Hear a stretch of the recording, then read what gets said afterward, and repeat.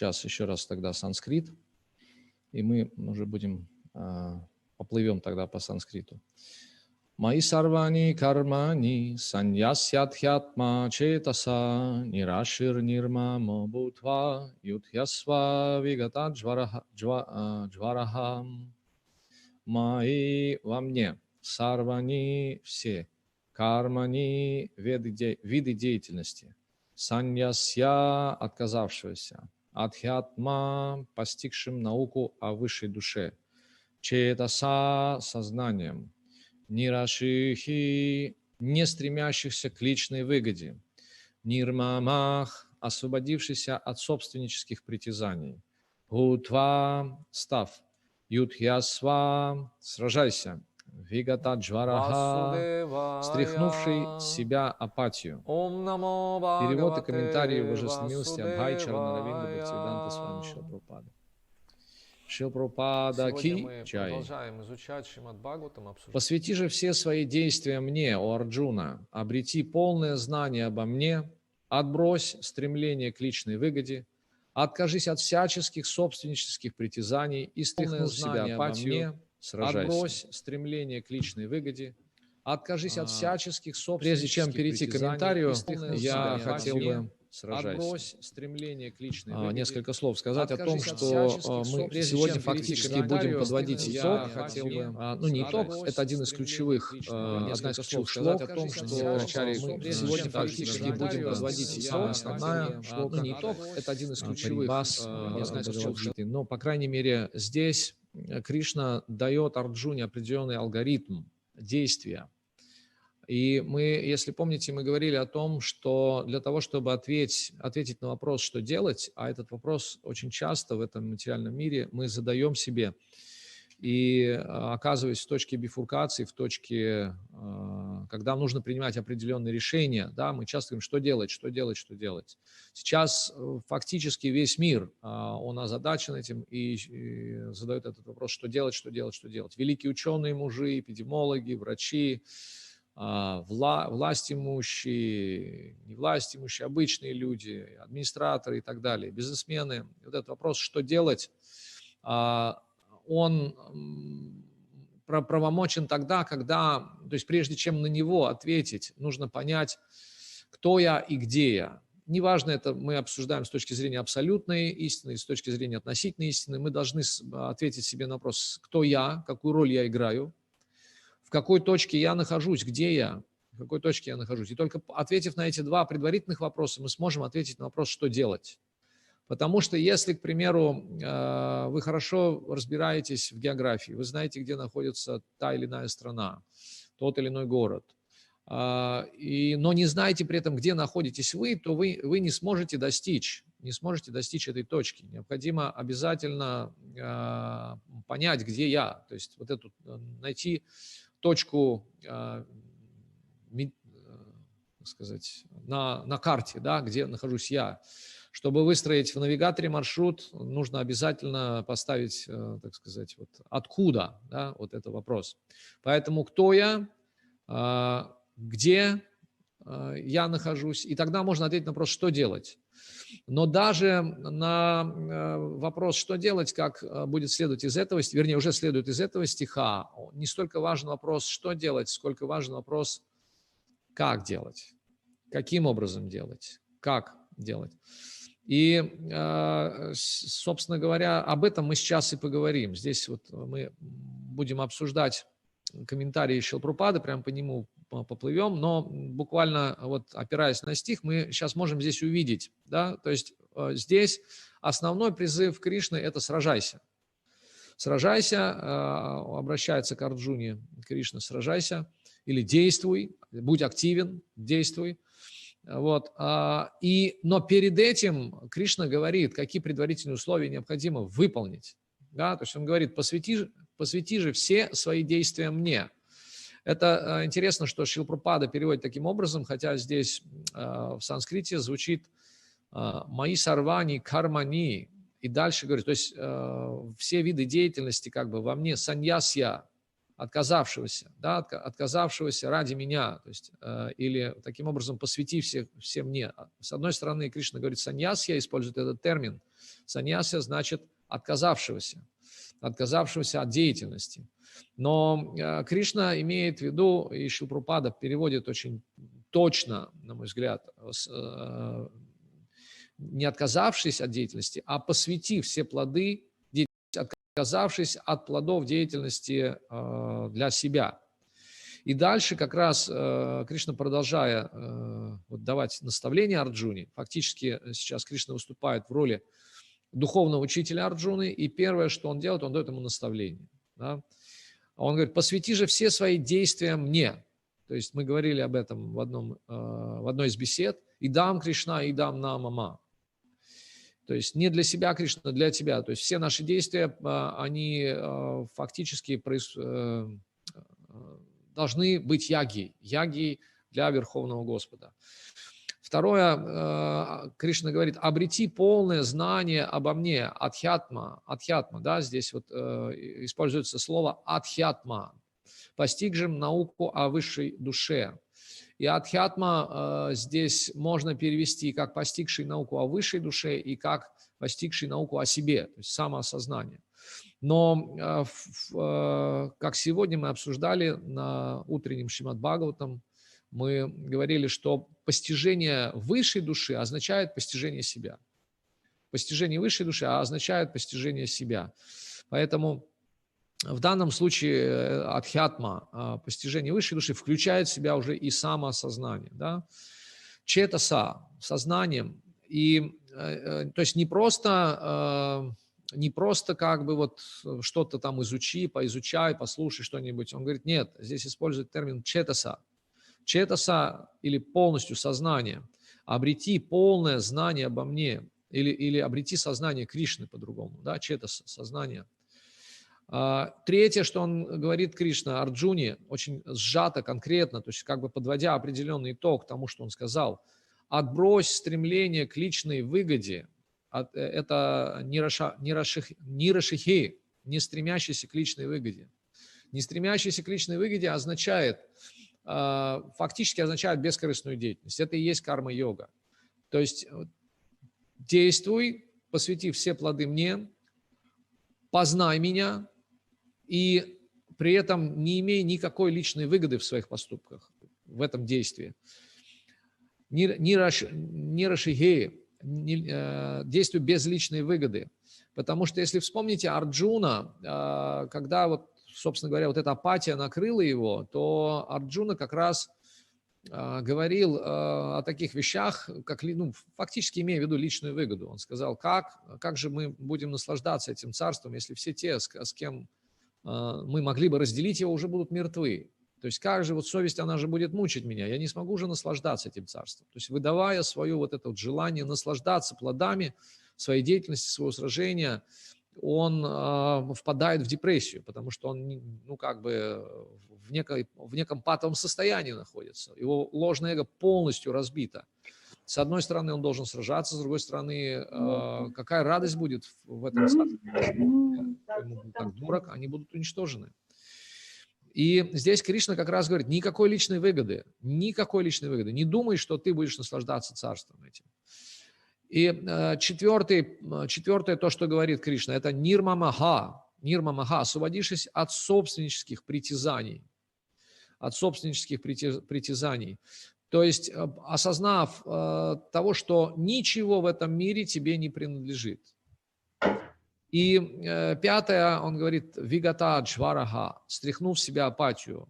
Джвара переводится как, фактически очень похоже с русским, жар, да, жара. Джвара, жара, да, жара санскритский. То есть есть такое оружие Шива Джвара, да, это испепеляющий огонь, который, собственно говоря, уничтожает Вселенную, Шива Джвара. Вот, есть Вишну Джвара, а есть Шива Джвара. Так вот, Вишну Джвара, интересно, несмотря на то, что жара, да, она охлаждает. Да, то есть это тоже оружие Вишну Джвара, но она охлаждает огонь. Итак, Джвара, жара. И вот здесь жара, я слышал одну из лекций Бхактивинода Госвами Махараджа, он объясняет эту коллизию, да, почему Шрила Прабхупада переводит джвара как апатия. Апатия или вот нежелание что-либо делать, да, такое вот состояние, когда ничего не хочется, оно в основном происходит во время болезни, когда человек болен, когда температура его тела, она повышена. Когда температура тела, или он говорит, что температура наших как бы желаний настолько высока, что в результате приводит к апатии, да, то есть вот это вот температура тела, если у нас там 38-39, то все, человек он совершенно бездействует, ему нет желания что-то делать. И вот для того, чтобы сражаться, для того, чтобы действовать, активно действовать, Кришна дает вот 5-е наставление джвара, то есть вигата джвара, стряхнувшись с себя апатию. Давайте начнем читать комментарий Шрилы Прабхупады и будем делать какие-то акценты на этом комментарии, останавливаться, чтобы более подробно разобрать эту тему.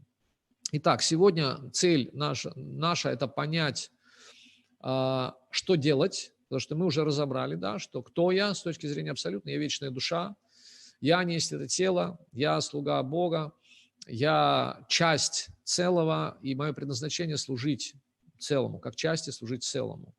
И где я на сегодняшний день? Я нахожусь в несвойственной для себя обстановке, в материальном мире, в мире, который не является местом для джентльменов и леди, как говорил Шрила Прабхупада.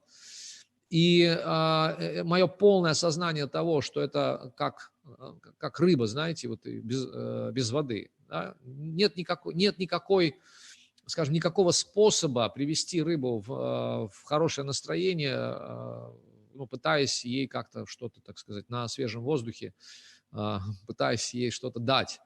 Там, не знаю, может быть, там поесть, накормить ее, там, или напоить, или спеть песню ей, она от этого, легче чувствовать не будет. То есть это не ее среда обитания, поэтому в совсем скором будущем, если ее не отпустить в воду, она просто умирает.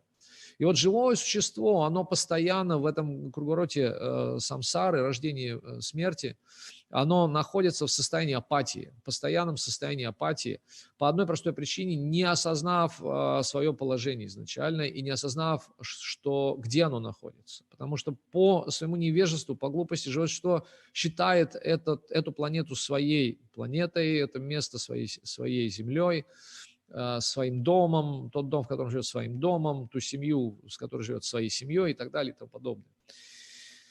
Итак, Шрила Прабхупада, комментарии. Сначала прочтем благоприятные мантры и начнем обсуждать комментарии, тогда поплывем по комментарию. Ома гьяна тимирандасья гьянанджана шалакая чакшурун милитам ена тасмай шри гураве намаха Шри Чайтanya Manovishtam Stapиtam Yena Bhutale Swayam Rupam Kadamahyan Dadati Swapadantикам Vancha Kalpatarupyascha Kripa Sindhubhya Eva Cha Patitanam Pavanebhyo Vaishnavebhyo Namo Namaha Jai Shri Krishna Chaitanya Prabhu Nityananda Shri Advaita Gadadhara Shivasadi Gaura Bhakta Vrinda Hare Krishna, Krishna Krishna, Hare Hare, Hare Rama, Rama Rama, Hare Hare.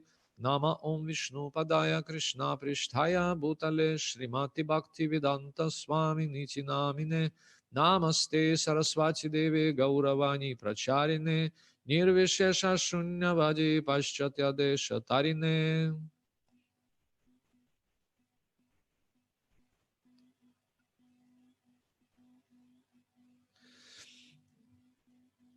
Итак, посвяти же все свои действия мне, о Арджуна, обрети полное знание обо мне, отбрось стремление к личной выгоде, откажись от всяческих собственнических притязаний и, стряхнув с себя апатию, сражайся. Комментарий. В этом стихе ясно сформулирована цель Бхагавад-гиты. Шрила Прабхупада также указывает, что этот стих, он представляет как бы цель, являясь основным стихом. Господь говорит, что каждый должен полностью развить в себе сознание Кришны, четаса, да, и исполнять свой долг так, как будто он находится на воинской службе. Интересно, что мы приводили сравнение материального мира, и есть такие сравнения, в общем-то, и в Пуранах, и в трудах ачарьев наших, святых, вайшнавов. С одной стороны, материальный мир, он как тюрьма. Он как тюрьма, и, в общем-то, больше, да, по всей видимости, вот для тех, кто находится в гуне невежества, этот материальный мир, он действительно как тюрьма. Тюрьма, почему? Потому что здесь есть определенные жесткие законы, он ограничен 10 оболочками материи, вернее, 8 оболочками материи, 5 грубых элементов и 3 тонких элемента. И, по сути дела, вырваться отсюда невозможно. Да? То есть возможно только рассчитывать на, как это называется, да, на жаргоне, помиловка. Помиловка – это когда мы обращаемся к президенту, и вот, допустим, у нас пожизненное заключение, мы обращаемся к президенту, или там, допустим, ну, какой-то там 10 лет, 20 лет, 30 лет, мы обращаемся к президенту с ходатайством об амнистии, о помиловании. И вот если будет помилование, то идет скощение 50% срока. Да? Если, условно говоря, человек отсидел полсрока, он может обратиться к президенту с просьбой о помиловании, и специальная комиссия, она принимает решение помиловать или же вот продолжить как бы заточение. И вот материальный мир – это то место, откуда фактически невозможно вырваться. Невозможно вырваться без обращения к президенту. Да? Выполнить, значит, исполнять свой долг так, как будто находится на воинской службе. Но есть другое сравнение с больницей. Иногда материальный мир сравнивают с больницей, и тогда те предписания, которые дает врач, доктор, в данном случае духовный учитель, мы должны исполнять, и это позволит нам выздороветь. Сейчас эта тема, она как нельзя актуальна, да, сейчас больницы переполнены, и более того, нет даже возможности некоторых людей, которые больны или заражены, инфицированы коронавирусом, каким-то образом принять на стационар. Сложность определенная, но тогда дают определенные рекомендации, что нужно делать в этой ситуации. Эксперты дают рекомендации и больным, и здоровым, что нужно делать. И в больнице, соответственно, если мы находимся на излечении, некоторые умные пациенты, они не едят таблетки, они как бы так просто, ну вот знаете, у них есть такой принцип, не есть таблетки, они, скажем так, просто берут их в рот, потом выплевывают, ну и отказываются от уколов, но тогда, собственно говоря, главврач имеет полное право выписать из больницы. Но в этом смысле это уже аналогия не работает, что выписать куда-то там материальный мир. Ну, то есть ты так и остаешься больным, по сути дела. Выполнить это указание. И есть третья аналогия, это школа. Школа, институт, университет, неважно. И вот для людей в гуне благости материальный мир, он больше напоминает школу или университет. Но здесь Кришна, он, в общем-то, дает новое толкование, новое определение как бы этому миру. Это как бы поле битвы фактически. Он говорит, сражайся. Да? Шрила Прабхупада говорит, что необходимо исполнять свой долг так, как будто он находится на воинской службе. Мы знаем, что те, кто служил, они знают, что воинская служба означает, это очень строгая дисциплина, строгая садхана, дисциплина. И самое важное – это исполнение приказов. То есть военное положение. Кали-юга как никогда напоминает поле битвы. Почему? Потому что фактически это осадное положение. Особенно для преданных, они находятся в осадном положении. Век Кали, он, так сказать, в полной мере проявляется в 4 аспектах. Вино, женщины, оборона, азартные игры. Да? То есть в этих 4 аспектах, которые по большому счету имеют сильный такой стартовый рост именно в Кали-югу, в общем-то, здесь, по сути дела, преданные, да и все остальные, находятся как в осадном положении, в осаде. Поэтому Шрила Прабхупада, он приводит эту аналогию, да, поле битвы. Выполнить это указание не так-то просто, но тем не менее мы должны действовать во всем, полагаясь на Кришну, ибо таково истинное предназначение живого существа.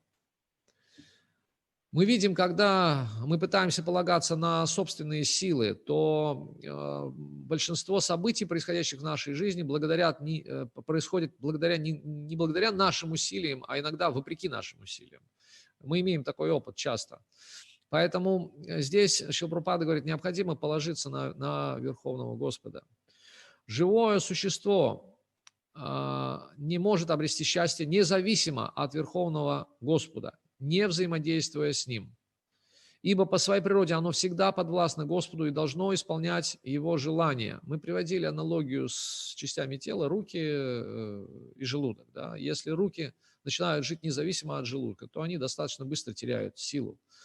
Но, тем не менее, работая на желудок, желудок перераспределяет все блага или все силы, всю энергию, перераспределяет по всем частям тела. Подобно этому здесь говорится о сотрудничестве с Богом, о сотрудничестве с Богом. И другая аналогия – это как ребенок. Ребенок, если он, это вот сейчас модный термин на Западе, сотрудничество, да, то есть он, не говорят сейчас, должен слушаться, да, это считается что-то такое, ну, из ряда вон выходящее. Слушаться – это нарушение прав, там, что это такое, насилие. Поэтому говорят, ребенок должен сотрудничать, вот так, он должен сотрудничать с родителями. И это политкорректно, говорится, да, что ребенок должен сотрудничать с родителями.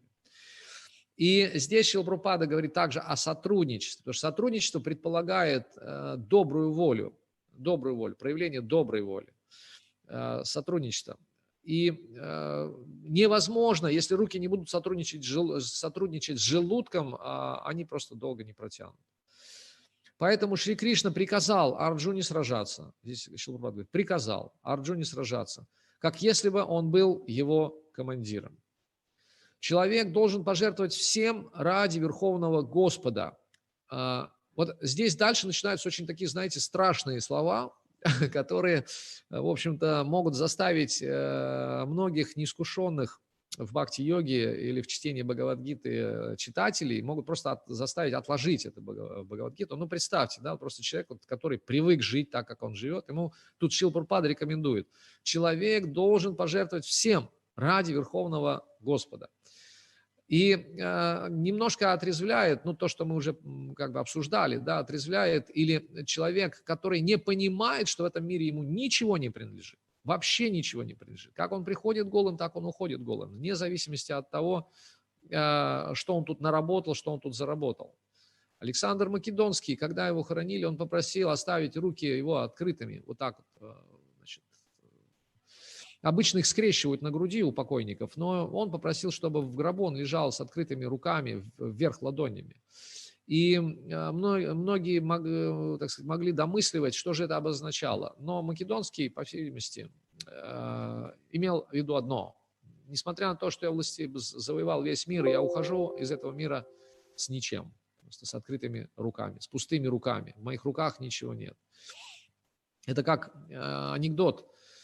Значит, два приятеля хоронят третьего приятеля, и один спрашивает другого: скажи, что он оставил после себя? Вот он ушел от нас, ну что он оставил после себя? И второй отвечает: он оставил все. Он оставил все. И вот, собственно говоря, это страшная правда жизни, что мы оставляем все. Мы ничего здесь нам не принадлежит, даже собственные волосы нам не принадлежат. Потому что если бы они принадлежали нам, мы могли бы легко ими управлять. Когда они сидеют, мы могли бы их, так сказать, изменить цвет волос, так сказать, без участия красителей и всего остального. Когда они выпадают, мы могли бы их легко вставить назад усилием воли, просто желанием собственным, да, как, собственно говоря, делает это Кришна. Ну и тому подобное. Когда чувствовали бы там какие-то позывы природы, зов природы, мы могли легко его контролировать, но в этом смысле мы ничего не контролируем, и ничего нам не принадлежит. И Шрила Прабхупада говорит, что человек должен пожертвовать всем ради Верховного Господа. То есть чем же он должен пожертвовать?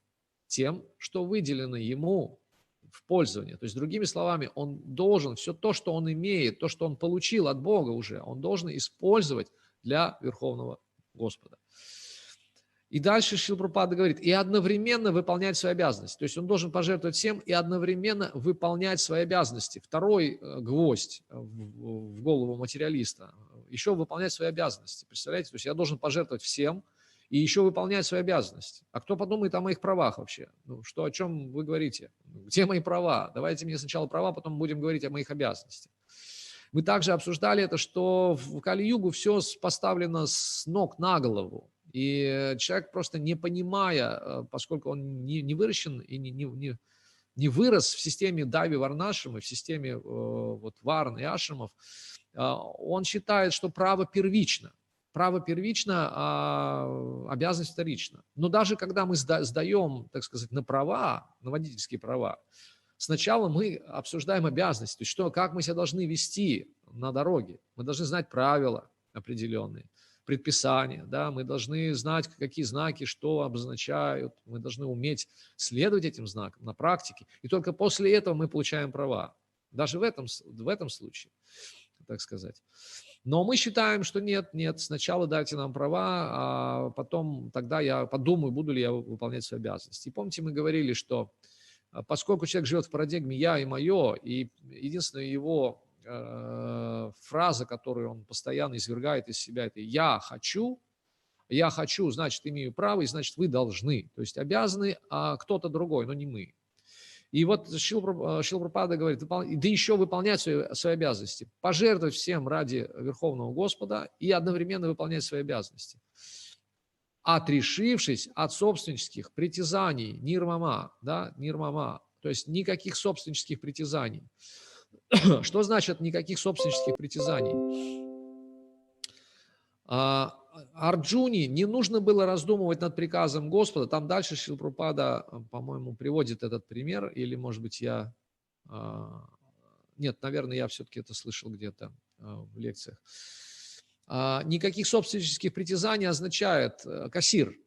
Кассир, который работает в банке, через него каждый день проходят миллионы просто долларов или миллионы рублей. При этом у него не возникает никаких собственнических притязаний на эти деньги. Да, почему? Потому что у него есть очень четкое понимание, что это деньги хозяина. Вот. И, соответственно, если сегодня он принял $1 миллион, он получил свою зарплату, завтра он принял там, $100 тысяч, он получил также свою зарплату. Никоим образом от количества принятых денег его зарплата не зависит. Поэтому никаких собственнических притязаний, подобно кассиру, понимая, что все принадлежит Богу, мы просто используем это в служении Богу. Арджуне не нужно было раздумывать над приказом Господа, он должен был просто исполнить его. Да, вот как в военное время, и здесь вот если мы говорим, что Кали-юга, земля, да, то есть Кали-юга, время, земля, место, это военное положение, осадное положение. Здесь просто мы можем исполнять приказы Верховного Господа, то есть это поле битвы добра со злом, поле битвы демонической природы с божественной природой внутри человека. Говорится, что если в Сати-югу демоны и праведники жили на разных планетах, в Трета-югу они в разных странах жили, или там в разных семьях, в Двапара-югу они уже в рамках одной семьи встречаются, да, как Кауравы и Пандавы, то есть демоны и праведники, они в рамках одной семьи уже живут. То в Кали-югу демон и праведник, они живут в одном сердце, в одном живом существе. То есть в каждом из нас, как говорят индейцы, два волка, один праведник, другой демон. И они постоянно находятся в этой битве, вот эта постоянная курукшетра, которая разворачивается у нас в сердце, она, так сказать, постоянно заставляет нас быть во всеоружии и принимать правильные решения. Но здесь Шрила Прабхупада говорит, здесь даже не надо принимать правильные решения, здесь не нужно вообще раздумывать над чем-то, здесь просто нужно исполнять приказ. Песнь Бхагавад-гита, песнь Бога – это и есть приказ не только для Арджуны, но и для нас. Это и есть приказ, которому необходимо следовать для того, чтобы одержать победу на этом поле битвы, в этом сражении. Он должен просто исполнить его. Верховный Господь, душа всех душ. Поэтому того, кто, отбросив личные интересы, личную выгоду, да, личная выгода – это не рашихи, это личная выгода. Итак, отбросив личные интересы, целиком полагаясь на высшую душу, иными словами, того, кто полностью развил в себе сознание Кришны, называют адхьятма четаса. Адхьятма четаса, то есть тот, кто познал адхьятму, да, четаса, сознание адхьятма. Здесь вот в стихе как раз используется этот термин адхьятма четаса. Нираших означает, что мы должны действовать, выполняя приказ своего господина, и не рассчитывать на то, что сможем наслаждаться плодами своего труда. То есть нирашихи – это без личной выгоды. Кассир, а вот как раз, значит, пример все-таки приводил Шрила Прабхупада. Кассир в банке каждый день пересчитывает миллионы долларов, работая на своего хозяина, но не кладет в собственный карман ни цента. Так и мы должны осознать, что в этом мире нам ничего не принадлежит, здесь все является собственностью Верховного Господа. Вот истинный смысл слова «мои», «мне». Тот, кто действует с таким пониманием, свободен от любых притязаний. Сознание такого человека описывается словом «нирмама», «мне ничего не принадлежит».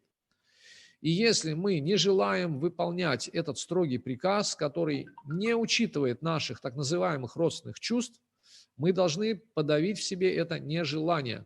То есть, смотрите, Шрила Прабхупада вбивает еще один гвоздь в голову материалиста, и он говорит, ну, допустим, а если не хочется? Ну, вот не хочу я выполнять приказ. Ну, вот, ну, знаете, как-то я вот, у меня все-таки еще семья, они вот еще не совсем преданные, вот у меня на работе, как бы, а тут все как-то жестко вы ставите здесь очень так по-сектантски. Не хочу я вот, ну, нет такого у меня желания, да. И что Шрила Прабхупада говорит? Очень безапелляционно просто. Он говорит, если мы не желаем выполнять этот строгий приказ, который не учитывает наших так называемых родственных чувств, мы должны подавить в себе это нежелание, тогда мы сможем стать вигатаджвара, то есть избавиться от апатии. То есть звучит очень интересно, забавно, да, смотрите. Если не хотите выполнять, то все равно должны выполнить. Другого варианта нет. То есть приказ, что значит приказ? Приказ означает, он не обсуждается. Приказы не обсуждаются, а выполняются. Кто служил в армии, тот знает. В военное время за невыполнение приказа расстрел.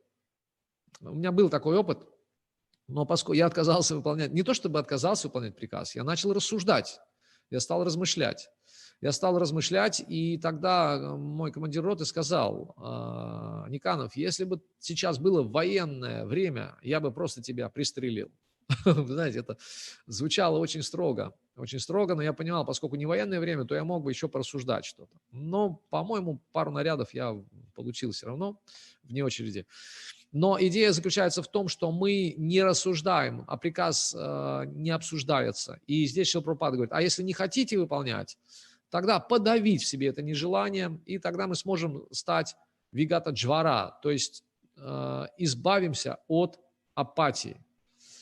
У каждого в соответствии с его качествами и положением в обществе есть определенные обязанности. И все их, как уже было сказано, можно выполнять в сознании Кришны. Таков путь, ведущий к освобождению. Конец комментария. Буквально несколько слов еще скажу. Мы так достаточно плотно его разобрали. И я попрошу, вернее, приведу еще один стих непосредственно, который я хотел бы разобрать. Потому что, по сути дела, сейчас мы получили алгоритм действия. То есть, когда мы определили, кто я, где я, это применимо к любой ситуации. Даже если мы говорим, допустим, о своей роли там, отца, к примеру. Да? Я должен понять, кто я, отец, где я, то есть в какой отправной точке я нахожусь. И дальше я смогу ответить на вопрос, как делать, но делать это необходимо, то есть что делать, но помимо этого необходимо понять, как это делать. И вот Кришна здесь как раз объяснил, каким образом нужно действовать.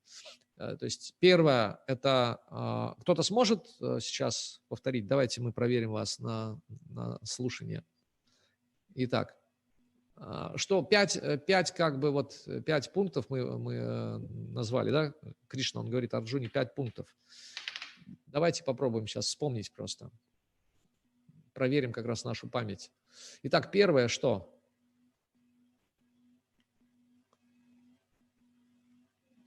Кришна говорит, он дает 5. Ну, давайте, можно не по порядку. Друзья, меня слышно?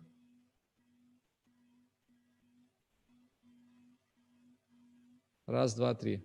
Вроде бы слышно. Так, ну хотя бы скажите, меня слышно? Да, кивает головой Пурушоттам Гауранга Прабху, да. Хорошо, давайте, то есть мне еще раз повторить все заново. Значит, смотрите, у меня большая просьба. Я понимаю, там, когда смотришь трансляцию, там можно отвлекаться, куда-то отходить, там что-то, ну, там и так далее. В Zoom это интереснее. Почему я всех приглашаю в Zoom? Для того, чтобы можно было вот вживую видеть друг друга, реакцию друг друга, что-то даже помечать, вот, и вместе что-то еще обсуждать. Я хотел бы просто, ну, чтобы мы, ну, если даже не конспектировали, то мы бы вот следили за логикой того, кто ведет беседу, да, за логикой. Это очень важный момент, потому что если мы не понимаем логику, мы как бы из одной точки в другую точку, ну, не придем. Либо мы просто прозеваем вот этот путь сам от одной точки к другой. Вот. Давайте я еще раз прочту, что ли, стих, я даже не знаю. Вот. Или все-таки кто-то может как-то... Здесь вообще кто-то присутствует? Вот я вижу видео Пурушоттама Гауранги, а дальше один надписи и фотографии. Ладно, Пурушоттам Гауранги, придется вам отдуваться. Итак. Я просто не поняла вопрос немножко. Вопрос так. Хорошо, еще вопрос. Мы сегодня поставили задачу понять даже не что делать, а как делать, каким образом действовать. Вот мы оказываемся в точке бифуркации. Мы не знаем, что делать. Для того, чтобы понять, что делать, мы должны ответить на вопрос, кто я, где я, да, как мы раньше проходили, все это обсуждали. И дальше мы поняли, что делать. Но Кришна в этом стихе, он как бы не говорит, что делать, вернее, он не говорит, что делать, он говорит, как нужно действовать. И вот это вот как действовать, это очень как бы важный аспект, как действовать. И он здесь, в 30 стихе, мы говорили, что это один из самых основных стихов, потому что Шрила Прабхупада в комментарии сразу говорит, Шрила Прабхупада говорит, что и в этом стихе ясно сформулирована цель Бхагавад-гиты. Господь говорит, что каждый, ну, то есть здесь в этом стихе цель Бхагавад-гиты сформулирована. И вот как же мы должны действовать? Первое. Давайте я буду говорить санскрит, а вы будете его расшифровывать. Может быть, так будет легче. Он говорит, сарвани кармани саньясья. Сарвани кармани саньясья. Сарвани, все кармани, виды деятельности, саньясья, отказывающиеся. То есть первое, что он советует, кто скажет? Не привязываться вот к своим. Да, Шрила Прабхупада переводит и формулирует это очень точно, посвятив что? Всю деятельность мне. Да, посвятив всю деятельность мне. Он говорит, посвяти же все свои действия мне. Это первое, что он говорит. То есть это ягья называется. Идам Кришна и идам намама. Не для себя, для тебя, Кришна. Что бы ты ни делал, какую бы ягью ни совершал, делай это как подношение мне, говорит Кришна. Да? То есть вот это посвяти же все свои действия мне. И, собственно говоря, все, что мы делаем в этой жизни, мы должны посвящать Кришне. И тогда это становится яги. И тогда наша деятельность не становится причиной нашего рабства. То есть в этом смысле это вот первый очень важный аспект. Посвяти свою деятельность мне. Если мы посвящаем свою деятельность Кришне, то, по сути дела, мы не несем ответственность за результаты, за последствия нашей деятельности. Вот это первый момент. Второй момент на санскрите, да, я сказал. Второй адхьятма четаса. Адхьятма четаса. Шрила Прабхупада переводит это как обрети сознание Кришны. Да, адхьятма – это постигни или постигшим науку о высшей душе. Четаса – сознанием. То есть не просто постичь ее, а именно сознанием постичь науку обо мне. Да? То есть Кришна говорит, посвяти же все свои действия мне, первое, да, яги, у Арджуна, обрети полное знание обо мне, ну и о себе, соответственно, да, то есть самоосознание обо мне, адхьятма четаса. Третье, он говорит, нирашихи, мы обсуждали это в комментарии, что значит нирашихи?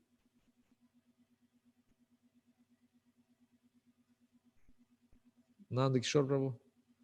Что такое нирашихи? Третье, что советует Кришна?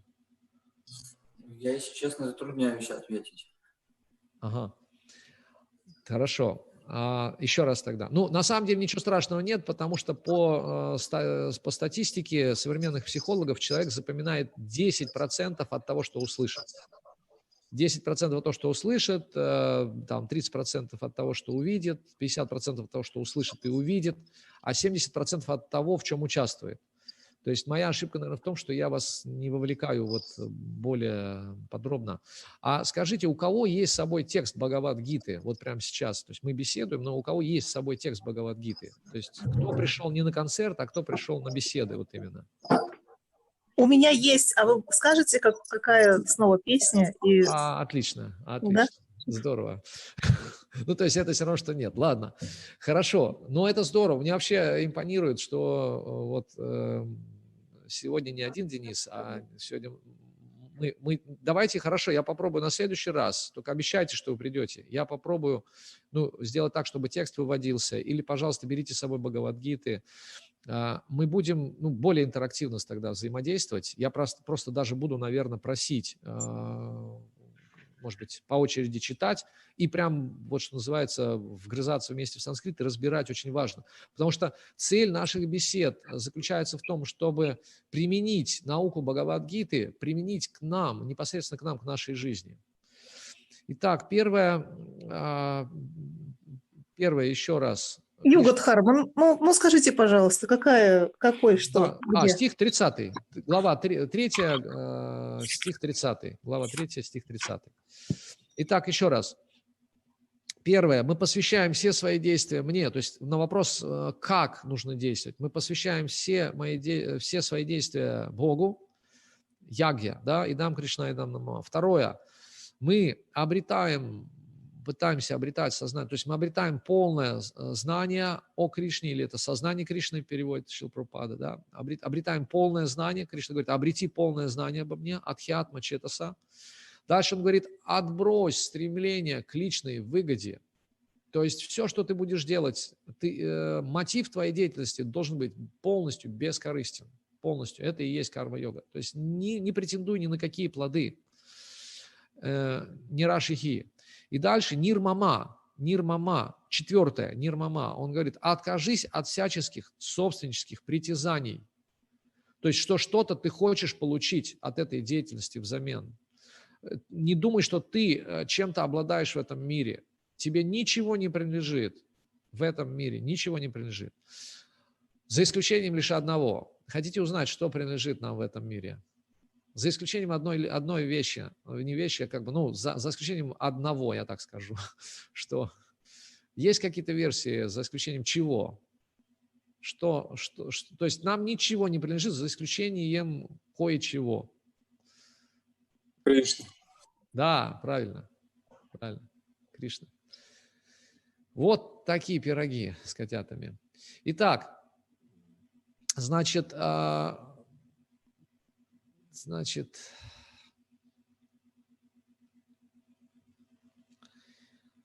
дальше идем.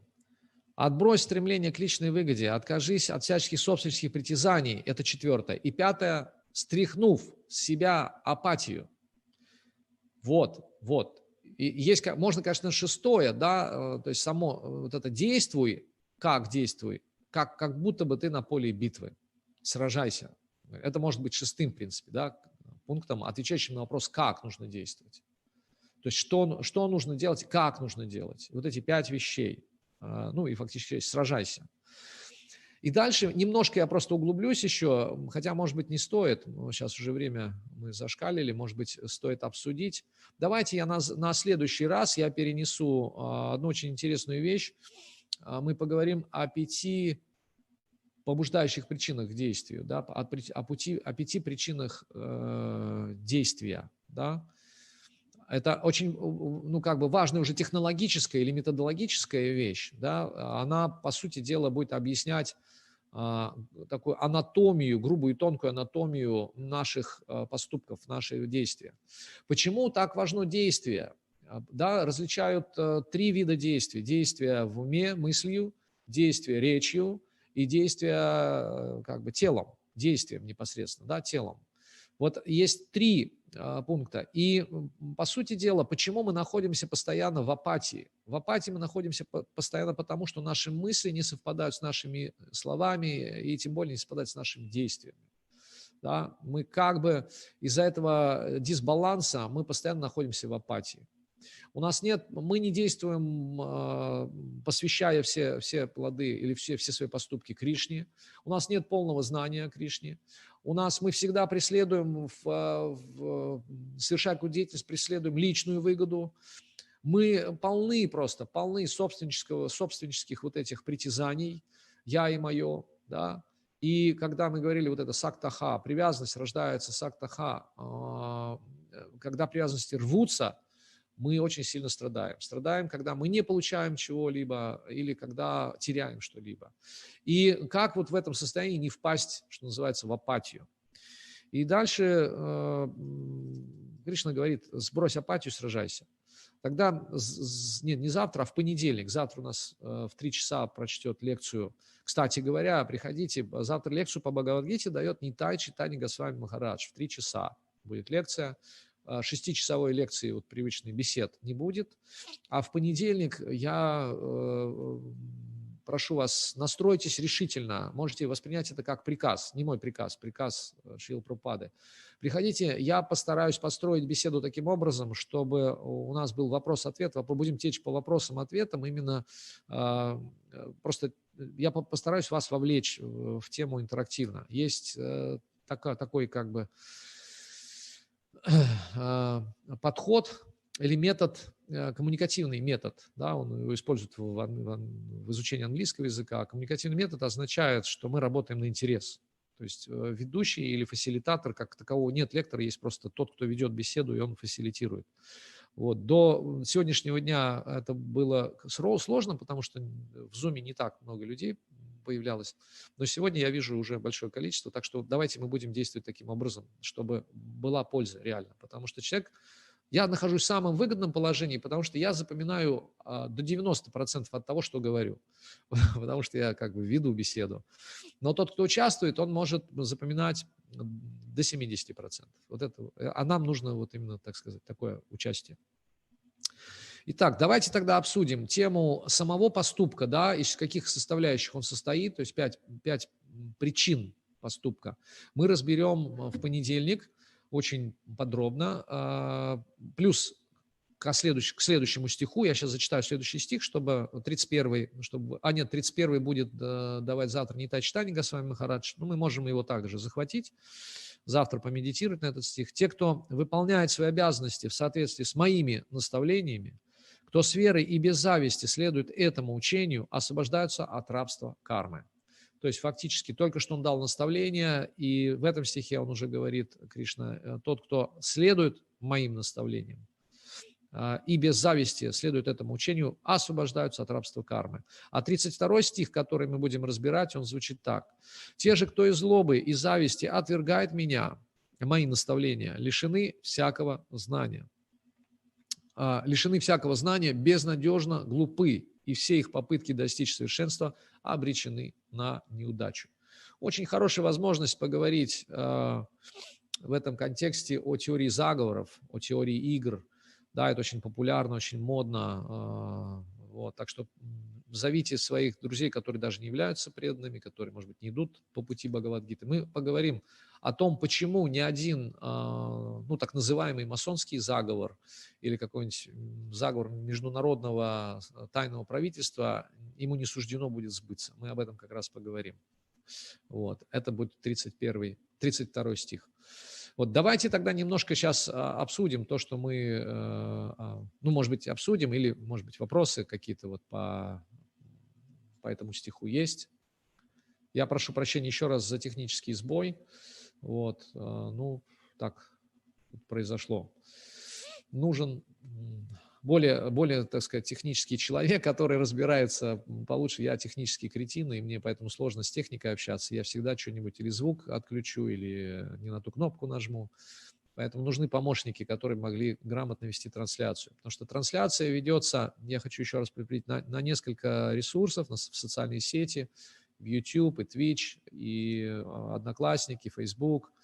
Вот, мы хотим в этот период очень активно передавать это знание. Тогда, когда люди сейчас восприимчивы к этому знанию, к трансцендентному знанию, я уверен, что среди наших слушателей есть те, у кого есть дома Бхагавад-гита. Они могут присоединяться к нам даже, участвовать в этом. Я посмотрел некоторые передачи, они до 1500 просмотров набирают. Хотя в обычное время, вот до пандемии, они не очень сильно пользуются спросом. Лекции по Бхагавад-гите и Шримад-Бхагаватам в основном смотрят только преданные.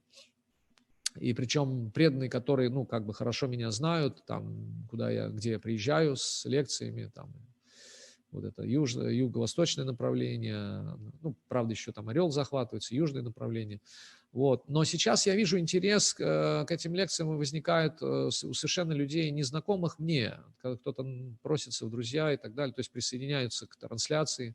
Поэтому сейчас я прошу всех вас включиться в этот проект «Беседа о Бхагавад-гите». Мне хотелось бы, чтобы каждый из вас также, вот кто приходит в Zoom, такую занял позицию, именно активную позицию. Вот. Может быть, даже мы по ходу будем либо вот разбирать вопросы, возникающие сразу, либо я буду задавать наводящие вопросы, чтобы как-то вот нам это дело немножко раскрасить. Поэтому давайте, может быть, если есть какие-то вопросы, дополнения, задайте.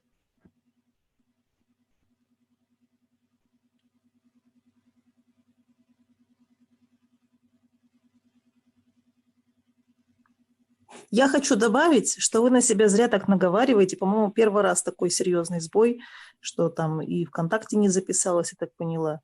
Все нормально всегда было. Не наговаривайте на себя лишний раз. Нет, до этого я вам скажу, что не все нормально было, потому что если вы наберете, там вот как раз вот тот интересный, как это... Вернее, та лекция, которая набрала там около 500 просмотров, там как раз звук начинается только с 36 минуты. Вот она вызвала наибольший интерес у слушателей. Поэтому я 36 минут говорил просто в пустоту. Вот, так что, до этого у меня там видео подвисало, и если вы вчерашнюю трансляцию посмотрите, там вы увидите, как сменяются картинки, видео сменяются картинками, и, в общем, так что... Есть технические проблемы. Так, есть какие-то вопросы? Сегодня, да вы что, сегодня говорят, что день рождения у матушки Вирачандрики, нужно обязательно ей написать. Это супруга Чайтанья Чандры Чарана Прабу или Александра Хакимова. Вот, сегодня день рождения у нее. Здорово. Хорошо, ну давайте перейдем к вопросам. Денис, уверен, у вас всегда есть вопросы. Или, может быть, Пуршотам Гуран Прабу, вы, может быть, что-то дополните еще. Я бы хотел, чтобы вы тоже как-то так, более активно участвовали в дополнительной как бы вот этой сессии, то есть дополнить что-то. У вас всегда есть что дополнить. Спасибо большое за лекцию и за такую актуальную тему. Попытаюсь просто не то чтобы дополнить, по-моему, тема раскрыта очень глубоко и реализована. Просто так, для поддержания разговора несколько слов. Вот то, о чем думал тоже в эту лекцию, поделюсь. Мы сегодня тоже с преданными обсуждали, в обед у нас была встреча тоже по Бхагавад-гите. И мы обсуждали как раз-таки вот эту очень интересную тему о том, что такое действовать именно бескорыстно, что значит откинуть свои интересы, что значит выполнять служение и приказы. Вот. И вот мы со старшими преданными тоже обсуждали этот вопрос и пришли к такому пониманию, в общем, что мы не можем вот прямо сейчас имитировать это. Вы должны это понимать. Если сейчас кто-то скажет, что я вот сейчас бескорыстно что-то буду делать, какое-то время, может быть, ему удастся это делать, скажем так, на показ. Но если он искренний человек, то через какое-то время он поймет, что мы на самом деле не можем делать что-то бескорыстно, особенно длительное время.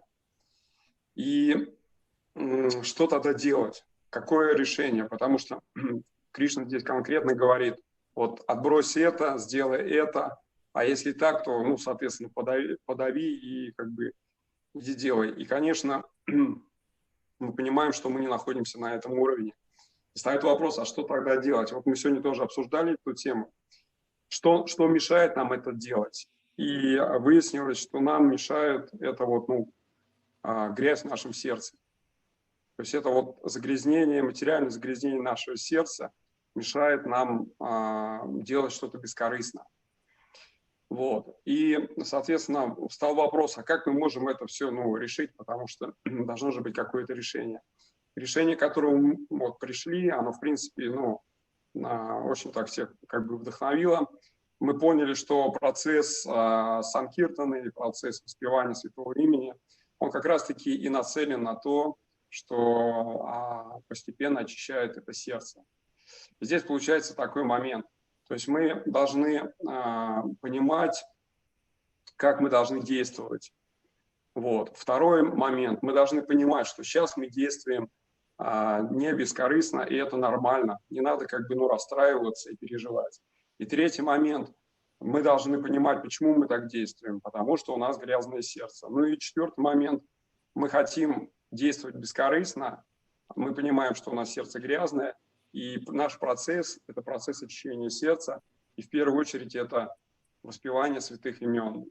То есть это основная анга, которая позволяет очистить сердце. А именно, чтобы понятно было, что такое, ну, сердце. То есть это не мешочек, который качает кровь.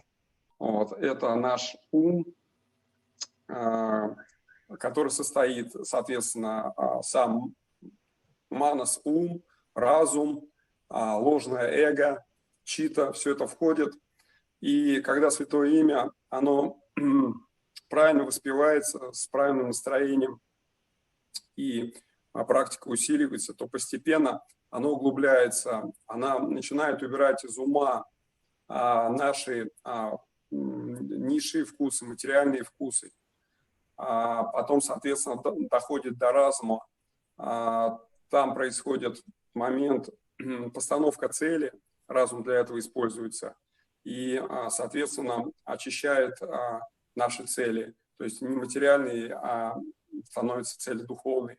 После этого доходит до нашего эго и уже меняет наше эго. Святое имя меняет наше эго. То есть наше эго становится...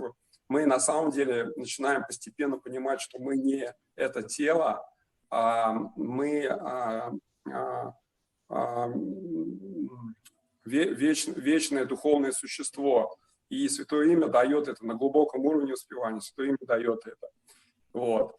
И когда мы постепенно очищаем это, то, соответственно, уходят вот эти, корысть уходит, чувство безопасности, вот это пропадает. То есть, когда я понимаю, что я вечный, и что мне, в принципе, ну, здесь особенно ничего не надо, и со мной будет всегда все хорошо, то, соответственно, я таким образом могу отказаться от каких-то временных материальных вещей. Я реально начинаю отказываться. И таким образом, если я отказываюсь, то тогда я могу потратить уже свои силы, свое время. Я могу это делать уже с другим мотивом. То есть я понимаю, что я не только вот, вечное живущество, а я еще неотъемлемая часть Кришны. То есть я всегда связан с ним. И у меня есть какие-то отношения. Хотя бы на первом этапе проявляется какая-то теплота, может быть, какой-то интерес. Вот. И таким образом я могу уже начать делать что-то с более высоким мотивом. Вот. И здесь процесс такой. То есть практика святого имени продолжает очищать мое сердце. Соответственно, сердце очищается, я начинаю больше делать более высокими мотивами. И самое главное, я начинаю видеть, какие у меня мотивы сейчас и как я могу от них избавиться. И таким образом живое существо, оно как бы через какое-то время очищает свое сердце и начинает действовать так, как написано в Бхагавад-гите. Его не надо даже заставлять, и его не надо даже принуждать к этому, ему даже подавлять нечего. Оно естественным образом ну, живет этим. Вот, поэтому оно полностью как бы действует согласно Бхагавад-гите. Вот, ну, к такому заключению мы сегодня пришли. Вот, если вот, ну, понятно, то вот как-то так. Харе Кришна. Да, Харе Кришна, спасибо, Пурушоттам Гуран Прабху. Очень ну, как бы важное и ценное дополнение. Мы будем, так сказать, ну, время от времени вот именно подводить к этому, потому что, собственно говоря, если говорить о юга-дхарме этого века, да, или вот о том процессе, который предписан для этого века, то это не что иное, как санкиртана ягья. Как говорится, харирнам, харирнам, харирнамайва кевалам, калау настева, настева, настева гатираньятха. И в комментариях к Бхагавад-гите, вот, по крайней мере, вот сколько мы уже сейчас проходим, Шрила Прабхупада очень часто выходит на эту тему, на тему чистого звука, на тему совместного воспевания святого имени, говоря о том, что в этот век, как раз вот, если помните, мы начинали, говоря о ягье, да, Кришна говорит, что я создал эту ягью. Вот. И Шрила Прабхупада очень подробно описывает как раз в комментарии к этому стиху о том, что единственной ягьей в Кали-югу является совместное воспевание святых имен. 11-я песня Шримад Бхагаватам предсказывает приход самого Кришны, но в теле уже золотого цвета, как Шри Чайтанья Махапрабху, окруженного своими спутниками, говорится, оружием, да. Его оружием был уже в этот раз это Махамантра как раз, принявшим отречение от мира, и со своими спутниками он принесет в этот мир совместное воспевание святых имен Шри Кришна Санкиртана. И в своей Шикшаштаке как раз в первом стихе Господь Чайтанья как раз говорит о том, что вот сейчас вот Пурушоттам Гуран Прабху вы сказали, да, то есть чета дарпана марджанам, то есть за счет чего происходит чета дарпана марджанам, очищение храма нашего сердца, нашего сознания, только за счет Шри Кришна Санкиртаны, то есть Шри Кришна Санкиртана, именно совместное воспевание. Поэтому есть предложение, если как бы не очень устали, можно сейчас, там я остановлю запись, и можно попробовать немножко попеть еще, если хотите, как раз попрактиковать, что такое Шри Кришна Санкиртана непосредственно, да, каким образом это очищает зеркало ума. Здесь в этой связи эта тема такая не короткая, я очень признателен, Пурушоттам Гуран Прабху, что вы ее затронули, потому что это тема отдельного, наверное, еще отдельной беседы. И в этом связи я хотел бы рекомендовать всем. Есть семинар еще 2001 года Бхактивигьяна Госвами Махараджа. Он называется,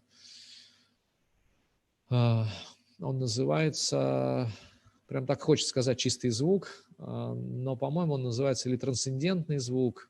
По-моему, трансцендентный звук. Там 5. Я выкладывал в Духовных войнах, в чате, в WhatsApp Духовных войнах, по-моему, все 5 лекций.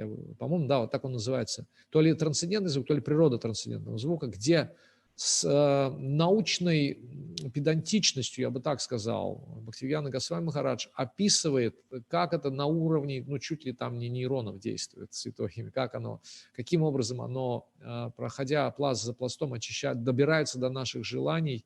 Так или иначе мы об этом говорим в наших беседах, да, что очищение сердца происходит именно благодаря трансцендентному звуку. Вот. Ну что, тогда давайте мы завтра в 3 встречаемся в этом же пространстве в Зуме на лекции Нитая Чайтанья Госвами Махараджа. В понедельник буду рад, если мы все опять встретимся в этом и даже в большем составе на беседы. Я постараюсь сделать их более интерактивными, продумаю, может быть, даже с какими-то презентациями, чтобы мы могли именно беседовать.